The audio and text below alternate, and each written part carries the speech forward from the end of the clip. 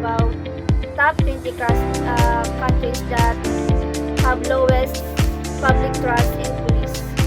Today, sir, my name is Jamal Kamasimiito from this Criminology Journey. Second, police brutalism, use of force in human rights abuses, sharp rating, erode trust, high-profile episodes of police violence against protesters, marginalized communities, or detained are powerful trust destroyers. Countries where security forces have engaged in summer police torture or handed protest policing, for example, Venezuela, Russia, Pakistan. Talks about police brutalism, use of force and human rights abuses that destroy police trust. When people hurt people or abuse power, like using violence in protesters or innocent citizens, people stop trusting them or replace trust in citizens. See the police as dangerous instead of protesters. So good day everyone, my name is Marjorie Ramo from Teacher, and my part from our presentation is the prominent global survey data from Gallup Law and Order Index in National Confidence. Liquidity is countries with very low law and order confidence, including Afghanistan, Venezuela, Gabon, Liberia, Mexico, Honduras, Guatemala, El Salvador, Colombia, Peru, Russia, Somalia, South Sudan, Democratic Republic of Congo or DRC, Haiti, Pakistan, Bangladesh, Nigeria, Zimbabwe, and the Philippines. These diverse cases illustrate the theory, structural, and behavioral content of distrust, even where histories, institutions, and political systems different. So, based from Gallup's Law and Order, yung mga nabanggit ko mga countries is kabilang po sa very low law and order confidence, which is hindi sila nagkakaintindihan po pagdating po sa political system or sa pagtiwala nila sa gobyerno nila dahil po maraming corruption po sa mga lugar na ito. Corruption in policing evident through bribery, criminal collusion, or biased law enforcement. Undermines public trust. Global Data Transparency International, World Justice Project, and regional cases. Latin American and African confirm these links where corruption and impunity thrive, faith in law enforcement collapse. Public trust in police initial for social order, where citizens believe law enforcement is fair, effective, and accountable. They report crimes, operate with investigation, and accept police authority. Conversely, low trust undermines public safety, increased impunity, and fuels social polarization. Worldwide survey in country report points to a cluster of states where trust in police is relatively low. This easily identifies 20 state frequency reported as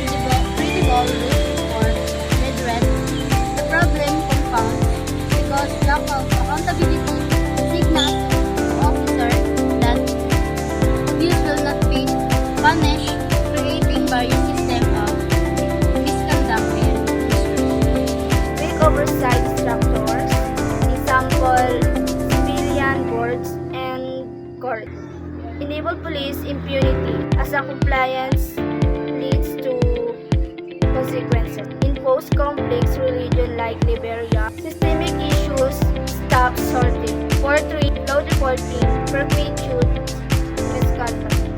Creating a self-reinforcing cycle of corruption and institutional failure. Economic explanation discusses how public trust in police is important for safety in order. If people believe the police are fair and honest, they help solve crimes and follow the law. But when trust is low, crime and fair increase, many countries have low trust because of corruption, brutality, and poor community. So another continuation of my report is finally structural conditions or poverty, inequality, and conflict legacies shape both crime exposure and expectations.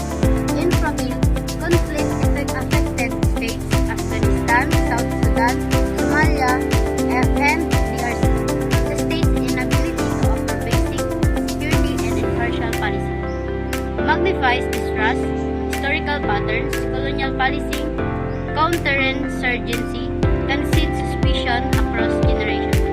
So dito daw po is pinapaliwanag kung sino po yung pinakamay mataas na mga issue in terms of poverty, inequality, and conflict legacies. Siyempre po is kabilang na nga po dito is yung nabanggit ko yung mga country ng Afghanistan, South Sudan, Somalia, and DRC. So sila po yung mga nakabase doon na may issue about sa may conflict or issues about sa mga naapektuhan ng mga issue na ganito. And based po sa historical patterns nila, nagbabago-bago po ito based sa panahon. And ngayon po, mas na tutuunan na po nila ng pansin because po nakapokus na sila doon dahil sa mga advanced na mga technology ngayon. Low trust in police. The root issues is poverty, inequality, and post-conflict fragility. Example, Afghanistan and South Sudan. Weakening state capacity to ensure fair policy.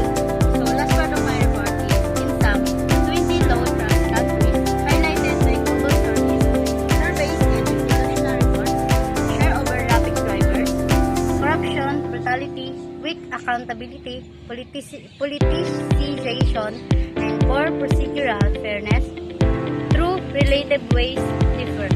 Restoring trust requires systematic reforms that combine accountability, transparency, community partnership, and protection of policy from partisan capture. Without such reforms, low trust will continue to undermine both policy effectiveness and broader social stability. So sinasabi po dito is yung may mga low trust countries na po is nakikipagtulog sila sa ibang mga country para mas mapataas yung performance o yung kanilang mga interest pagdating po sa mga issue na kanilang na-encounter ngayon, panahon ngayon. So, kailangan po nila makipagtulog daw po in some term para maging effective yung mga project nila and para mas mapalago yung country nila. So that's all about the top 20 countries that have a lowest trust in police.